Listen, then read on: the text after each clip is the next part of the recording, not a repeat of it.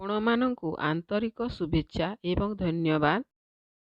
ଉପନ୍ୟାସ ନୀରବତା ପ୍ରେମ କାହାଣୀ ଦୁଇ ହୃଦୟର ଭାଗ 8।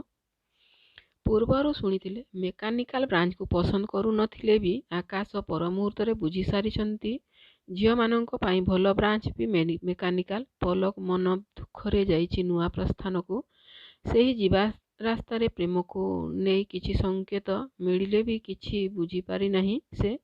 ଶେଷରେ ହୋଷ୍ଟେଲରେ ପହଞ୍ଚିବା ପରେ ଅଳ୍ପ କିଛି ରାଗିଂ ହେବାରୁ ମନ ଦୁଃଖ, କିନ୍ତୁ ସେହି ମନ ଦୁଃଖକୁ ଦେଖେଇ ନାହିଁ ଆକାଶଙ୍କୁ।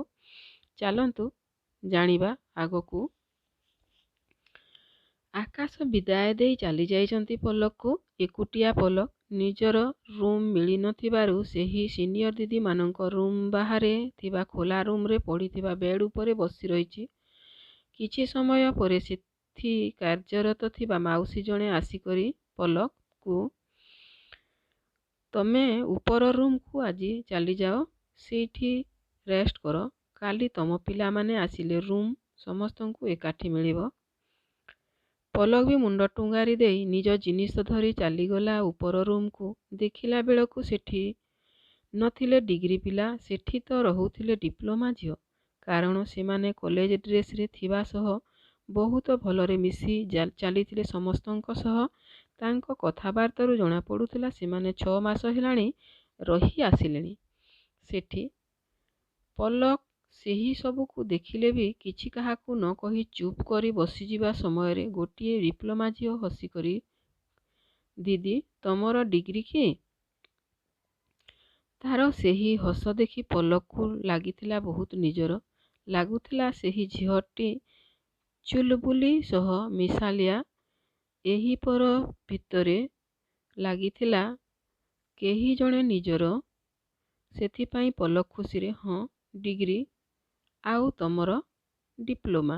ଆଚ୍ଛା ଦିଦି ଶୁଣ, ଆଜି ରାତିରେ ତମକୁ ଡାକିପାରନ୍ତି ରାଗିଂ ପାଇଁ, ଦେଖିକରି କଥା ହେବ। ରାଗିଂ କଥା ଶୁଣି ଭୟରେ ପଲକ। ସେହି ଭୟ ମିଶା ସ୍ୱରରେ, ତମେ କେମିତି ଜାଣିଲ? ଆମର ବି ସେମିତି ହୋଇଥିଲା, ସେଥିପାଇଁ ତମକୁ ମୁଁ କହିଦେଲି। ତାହେଲେ ରାଗିଂରେ କ'ଣ ପଚରାଯାଏ? ମୋତେ ତ ସେ ବିଷୟରେ କିଛି ଧାରଣା ନାହିଁ, ପ୍ଲିଜ୍ କିଛି କହିବ କି? ଦିଦି ପ୍ରଥମେ ତମର ଇଣ୍ଟ୍ରୋଡକ୍ସନ୍ ପଚରାଯିବ, ଆଉ ତାପରେ ହବି। ଆଉ ତମେ ଯେଉଁ ହବି କହିବ ସେହି ସବୁରେ କାମ କରିବାକୁ ପଡ଼ିବ ତମକୁ। ଯେମିତିକି ତମେ କହିବ ଯଦି ମୋ ହବି ଗୀତ ଗାଇବା, ତାହେଲେ ଗୀତ ଗାଇବ। ଆଉ କହିବ ଯଦି ନାଚିବା, ତାହେଲେ ସେମାନେ ଗୋଟିଏ ଗୀତ କହିବେ, ସେଥିରେ ନାଚିବ।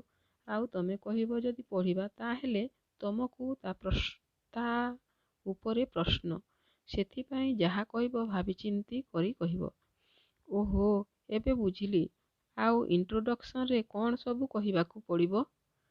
ପ୍ରଥମେ ତମ ନାମ, ସେଥିରେ ମିସ୍ କହିବ, ନହେଲେ ବହୁତ ରାଗିଂ ହେବ। ତାପରେ କୋଉଠୁ ଆସିଛ, ଯୁକ୍ତ 2 କୋଉଠୁ ପାସ୍ କରିଛ, ହବି କ'ଣ, ବାପା ମା ବିଷୟରେ। ଯେତେ ଜଲ୍ଦି ସାରିଦେବ ସେତେ ଭଲ, ନହେଲେ ଗଲା ସରିଲା। ହସିକରି ପଲକ, ଯାହା ହେଉ ତମେ କହିଦେଲ, ନହେଲେ କ'ଣ ହେଇଥାନ୍ତା ମୋର ଅବସ୍ଥା ମୁଁ ବି ଜାଣିପାରି ନାହିଁ। ବହୁତ ବହୁତ ଧନ୍ୟବାଦ ତମକୁ। ଦିଦି ଧନ୍ୟବାଦ କ'ଣ ପାଇଁ କହୁଛ? ମୋ ସହ ଏହିସବୁ ହେଇସାରିଛି। ମୁଁ ଚାହୁଁନାହିଁ ଆଉ କାହା ସହ ହେଉ। ତମକୁ ଦେଖି ଇଚ୍ଛା ହେଲା ତ କହିଦେଲି। ଯାହା କୁହ ପଛେ ବହୁତ ବଡ଼ ଉପକାର କଲ ମୋ ଉପରେ ତମେ। କ'ଣ ଦିଦି ଏମିତି କହୁଛ? ତମେ ମୋ ଠାରୁ ବଡ଼। ଗୋଟିଏ ବଡ଼ ଭଉଣୀ ସାନ ଭଉଣୀକୁ ଏମିତି କହିଲେ ଶୋଭା ପାଇବ କି? ଆଉ ଗୋଟିଏ କଥା ମନେ ରଖ, ସେଠି ଥିବା ପର୍ଯ୍ୟନ୍ତ ଭୁଲରେ ବି କାହାକୁ ଆଖି ଟେକି ଅନେଇବ ନାହିଁ କି ଆଖିରେ ଆଖି ମିଶେଇ କଥା ହେବ ନାହିଁ। ଯାହା ବି କଥା ହେବ ମୁଣ୍ଡ ତଳକୁ କରି କଥା ହେବ। ଆଉ ଯଦି ବି କେହି କିଛି କହିଦେବେ ଚୁପ୍ କରି ମୁଣ୍ଡ ପୋତି ସହ୍ୟ କରିବ ପଛେ ଓଫ୍ କରିବ ନାହିଁ। ତମେ ଯଦି ଏଠି କିଛି କହିଦେଲ, ସେହି ରାଗ ସୁଜା ଯିବ କଲେଜରେ। ଆଉ ସେଠି ରାଗିଂ କେବଳ ଝିଅମାନେ ନୁହେଁ, ବରଂ ବେଶୀ କରନ୍ତି ପୁଅମାନେ। ଏଠିକାର ପ୍ରତିଶୋଧ ନେଇଯାଆନ୍ତି କଲେଜରେ। ଠିକ୍ ଅଛି, ତମେ ଯାହା କହୁଛ ସେମିତି କରିବି। ହଉ ଦିଦି ତମେ ବସିଥାଅ, ମୋର ଟିକେ କାମ ଅଛି, ଆସୁଛି। ହଉ। ଏତିକି କହି ଚାଲିଗଲା ସେହି ଝିଅଟି। ବିନା ପରିଚୟ ବିନା ସମ୍ପର୍କରେ ବହୁତ କିଛି ସାହାଯ୍ୟ କରି ଚାଲିଯାଇଥିଲା ପଲକକୁ। ତାର ଏହି ସାହାଯ୍ୟ ଛୋଟ ଥିଲେ ବି ସେହି ସମୟରେ ଥିଲା ବହୁତ ବଡ଼ ପଲକ ପାଇଁ। ଦେଖୁ ଦେଖୁ ସମୟ ବିତି ଯାଇଛି। ରାତି ପ୍ରାୟ 7:30। ଅଜଣା ଝିଅଟି ଆସିକରି ସବୁ ଡିଗ୍ରୀ ପିଲାଙ୍କୁ ଡାକିଥିଲା ତଳ ରୁମକୁ।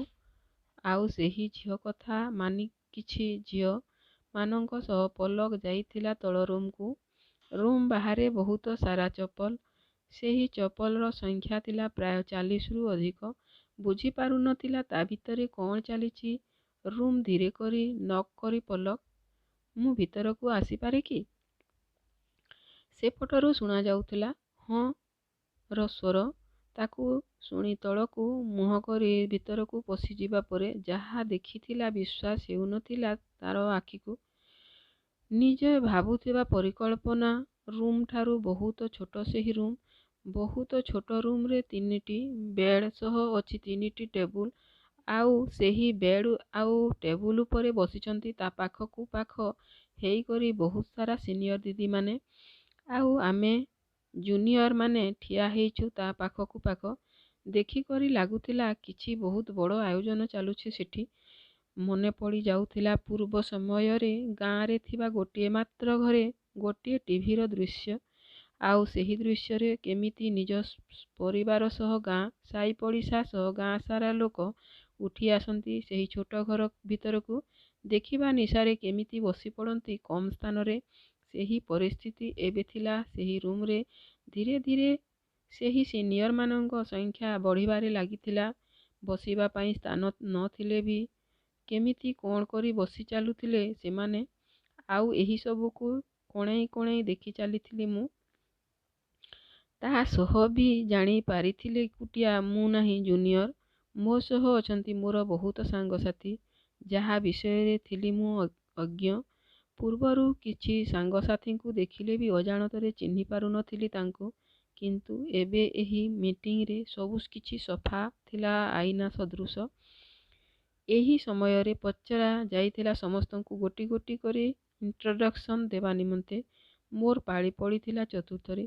ସେହି ଝିଅ କହିବା ଅନୁସାରେ ମୁଣ୍ଡ ତଳକୁ କରି ନିଜ ବିଷୟରେ କହିବାକୁ ଯାଇକରି, ମୁଁ ମିସ୍ ପଳକ ମିଶ୍ର, ଯାଜପୁରରୁ ଆସିଅଛି।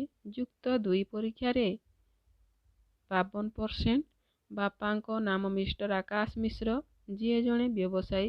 ମା ଶ୍ରୀମତୀ ଫାଲ୍ଗୁନୀ ମିଶ୍ର, ଯିଏ ହାଉସୱାଇଫ୍। ମୋର ଗୋଟିଏ ଭାଇ ଆଉ ଗୋଟିଏ ଭଉଣୀ। ମୋର ହବି ଗୀତ ଶୁଣିବା। ଏତିକି ଶୁଣିବା ପରେ ସିନିୟର ଜଣେ, ଗୀତ ଶୁଣିବା? ତାହେଲେ ଗୀତ ଗାଇ ଶୁଣାଅ। ପଲକ ଧୀରେ କରି, ଗୀତ ଶୁଣେ, ଗୀତ ଗାଇ ପାରିବି ନାହିଁ। ଏତେ ଜୁନିୟର ପିଲା ଥିବାରୁ ମୋ ପ୍ରତି ଧ୍ୟାନ ନ ଦେଇ ପୁନର୍ବାର ପାଇଁ ପଚାରି ଚାଲିଲେ ଅନ୍ୟ ଝିଅମାନଙ୍କୁ। ଏହି ସମୟରେ ଗୋଟିଏ ଝିଅକୁ ପଚାରିବା ସମୟରେ ସେ ବହୁତ ଅଭଦ୍ରାମୀ ସହ କଥାବାର୍ତ୍ତା କରିବା ସହ ଆଖିରେ ଆଖି ମିଶାଇ କଥା ହେବା ସହ ବହୁତ ଜୋର ଜୋର କରି ବିରୋଧ କରିଥିଲା। ସେହି ରାଗିଂ ପ୍ରଥମ ଥର ଶୁଣିଥିଲି ମୁଁ ବିଦ୍ରୋହର ସ୍ୱର। ଆଉ ସେହି ବିଦ୍ରୋହର ସ୍ୱର ଏତେ ଲମ୍ବା ଥିଲା ଯେ ସେହି ଝିଅ ହୋଷ୍ଟେଲରେ ୱାର୍ଡେନକୁ କହିବା ସହ କଲେଜର ପ୍ରେସିଡେଣ୍ଟ ସାରଙ୍କୁ ଫୋନ କରି ସବୁ କିଛି ଜଣେଇଥିଲା। ଆଉ ତାର ସ୍ୱର ଶୁଣି କରି ସେଇ ସ୍ୱର କିଛି ସମୟ ଅନ୍ତରାଳ ପରେ ଆସିକରି ସେହି ଝିଅକୁ ବୁଝେଇବା ସହ ସିନିୟର ମାନଙ୍କୁ ଗାଳିର ବର୍ଷଣ ଦେଇ କରି ଚାଲି ଯାଇଥିଲେ ସେଠୁ। ଏତେ ସବୁ ଝିଅମାନଙ୍କ ଭିତରେ ସିଏ ଥିଲା ଆମ ତରଫରୁ ନେତୃତ୍ୱର ବାର୍ତ୍ତା। ସେହି କଥାବାର୍ତ୍ତା ଭିତରେ ଜଣାପଡ଼ିଲା ନା ତାର ଅନାମିକା। ସେହି ସବୁ ଘଟଣା ଶେଷ ପରେ ସମସ୍ତେ ଚାଲି ଯାଇଥିଲେ ନିଜ ନିଜ ରୁମ୍। ଆଉ ମୁଁ ମଧ୍ୟ ଚାଲି ଯାଇଥିଲି ନିଜ ରୁମକୁ। ଜାଣିପାରୁନଥିଲି ଏବେ କ'ଣ ଅବସ୍ଥା ହେବ ଅନାମିକାର। ଉପନ୍ୟାସ ଯଦି ଭଲ ଲାଗୁଛି ତାହେଲେ ଫଲୋ, ସବସ୍କ୍ରାଇବ, ଲାଇକ୍, ସେୟାର କରନ୍ତୁ।